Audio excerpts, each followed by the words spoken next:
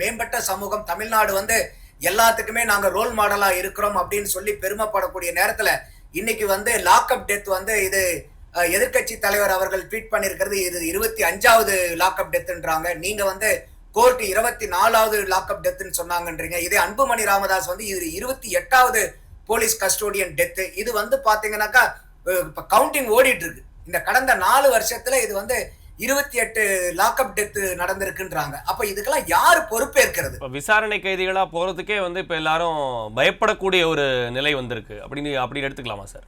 கட்டாயமா. ஏன்னா இன்னைக்கு நம்ம எல்லாம் திரும்ப திரும்ப சொல்றது காவல்துறை உங்க நண்பன். எந்த பிரச்சனையா இருந்தாலும் காவல்துறை கிட்ட சொல்லுங்க. எந்த ஒரு ப்ராப்ளமா இருந்தாலும் நாங்க உங்களுக்கு நண்பனாகவும் அரணாகவும் பாதுகாப்பாகவும் இருக்கிறோம்னு சொல்லிட்டு அவங்க நிறைய கேம்பெயின் பண்றாங்க. ஆனா இன்னைக்கு ஒரு தனி மனிதன் எடுத்துக்கிட்டீங்கன்னா எங்க போறதுக்கும் அவன் பயப்படுறது இல்ல. அவன் பயப்படுறதே வந்து இந்த போலீஸ் ஸ்டேஷனுக்கும் கோர்ட்டுக்கும் போறதுன்னா ஒரு சாமானியன் பயப்படுறது பயம் இவ்வளவுதான் இல்ல.